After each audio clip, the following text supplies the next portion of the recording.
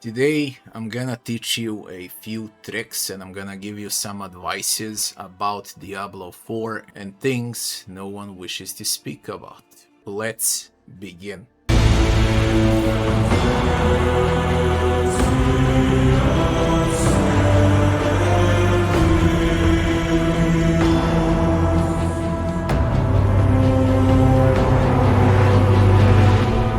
99% of players, especially casual players that play endgame, will go to this pillar here for the tower. They're gonna click on the leaderboards and they're gonna click whatever.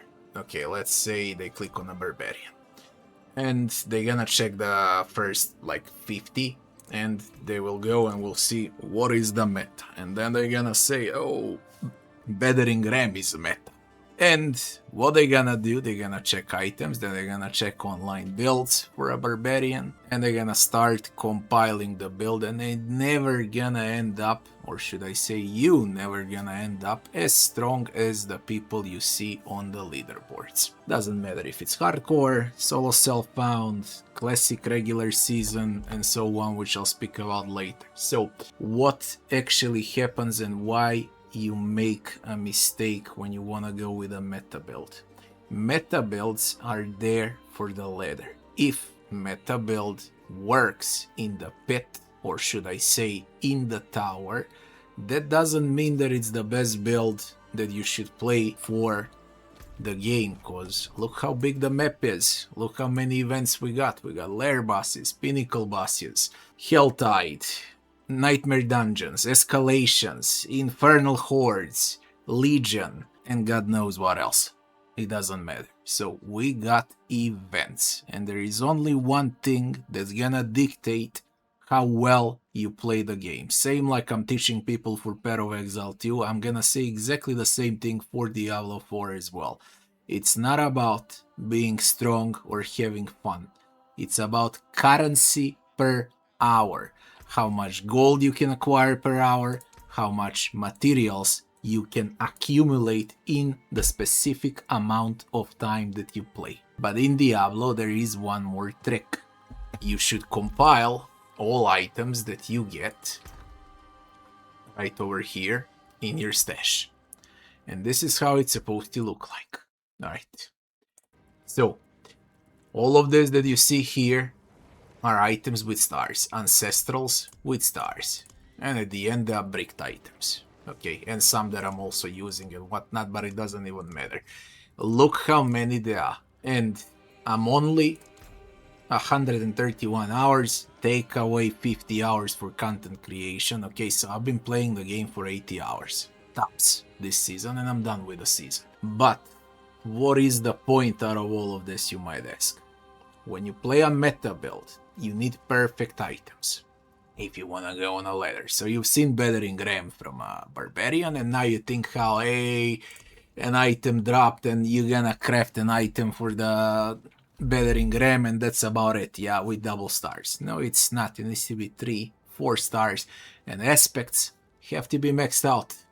Okay, if it says from 100 to 140%, it has to be 140. Then you start creating a meta build.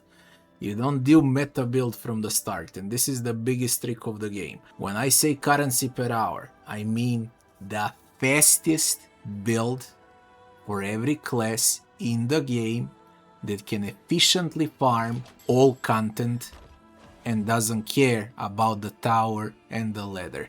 Every single class has an efficient build. Barbarian has Whirlwind, Omega Speed, and great to farm stuff. Rogue has Dance of Knives. Sork has that teleporting lightning strikes. Druid has Lightning Storm. Warlock has a Terror Swarm. Paladin has Blessed Hammer and or Wings. Because why do I name those builds? You do not stop and pop, you keep on moving, okay? You keep on moving and collecting. And that's the most important thing in a game. It's how you save time. Imagine if you do this stuff non-stop for like 30 hours in a row, where you gotta stop here and shoot and then collect. Isn't it better to just move around and everything falls as you hold one button? every build has a movable one button option where you just move on and everything falls around you. Every single build has that option, and this is the way to be efficient, to be fast, and to collect items that you're gonna pile up in your stash instead of equipping them. Now you should ask, what should I equip then? You equip classic gear to complete Torment 12. You don't have to play meta builds, and Torment 12 is your main objective. Okay, it's experience, how fast you're gonna level up till 250. You don't need more than 250, that's for heavy chasing ladders and so on. And how fast you're gonna reach Torment 12. So your primary objectives are experience and Torment 12 for farming items and gold and crafting materials. So you take a speed build, for example, I forgot to say Necro. Plenty will say Blood Wave. No, it's not. The fastest Necro speed build are minions, because you don't do anything, you just move around and loot, and minions farm for you. And then when you looted, for example, 6 full tabs of starred uniques, starred yellows, blues, starred ancestral legendaries with double stars, triple stars, and so on. And now you're level 250, and now you're gonna ask yourself, okay, what build I wanna play to push the ladder if I want to. Now it's time for a boring meta build, right? Cause you don't need a speed farm build anymore. And this is definitely the mistake everyone makes.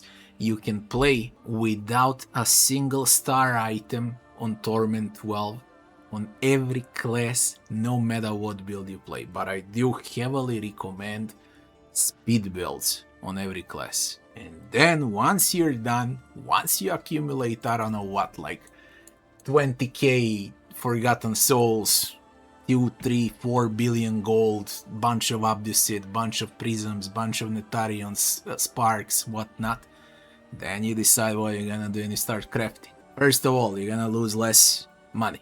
Second of all, you're gonna play the game non-stop instead of checking the builds. What do you want? What is meta now? What do you do with leaderboard? Should I switch this gem for that gem? And what do? You sit here doing nothing but looking what others do, man.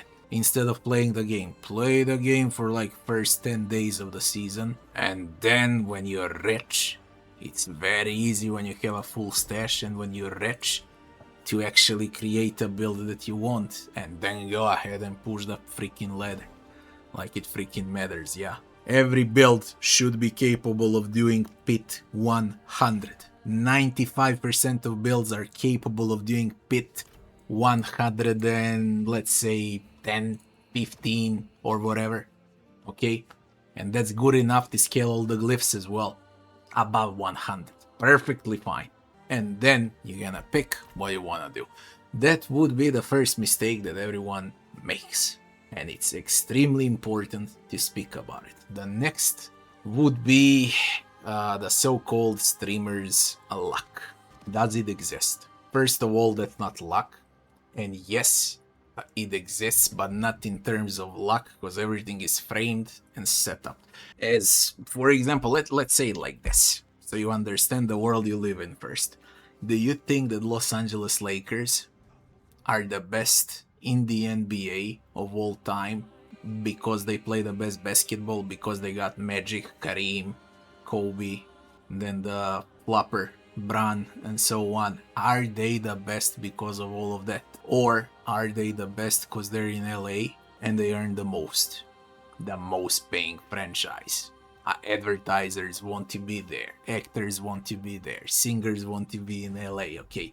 And it's a coincidence, okay, that it's not, I don't know what, Denver Nuggets as the best team, but it's Los Angeles Lakers as the best team of all time. That's not a coincidence, okay? What are the most popular teams? LA, New York, Boston.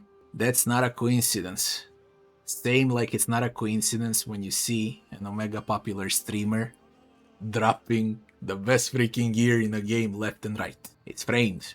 They have those drops, but there's only very few of them that have those drops, and no one else. And they gonna tell you how every single season is a masterpiece, because that's how they earn money. So, If you are not among those 10 to 20 MFs that earn out of Blizzard, then do not think how there is streamer's luck. Streamer's luck doesn't exist. Then I would have luck as well. I don't.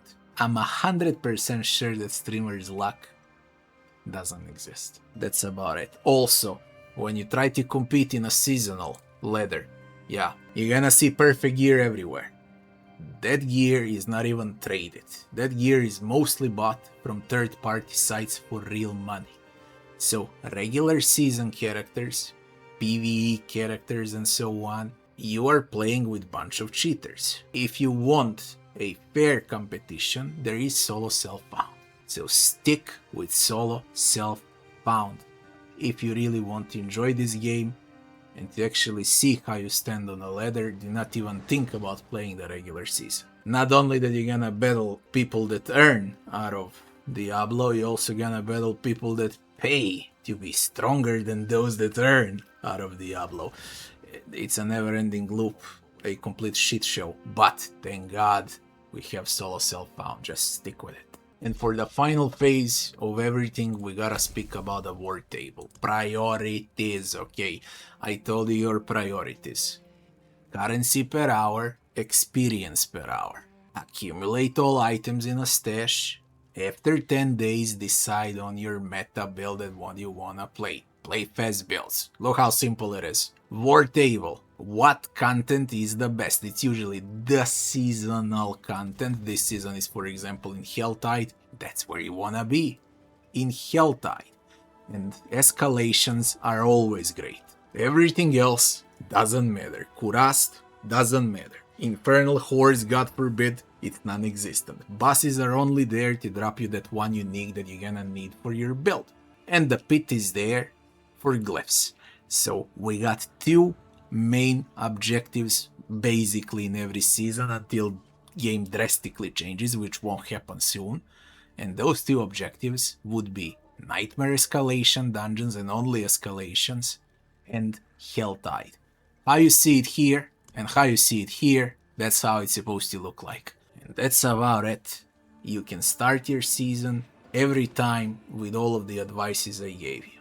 Play those speed builds and then switch. If you found this video helpful, don't forget to like, share and subscribe, and I'll be seeing you on the next one. Thanks for watching.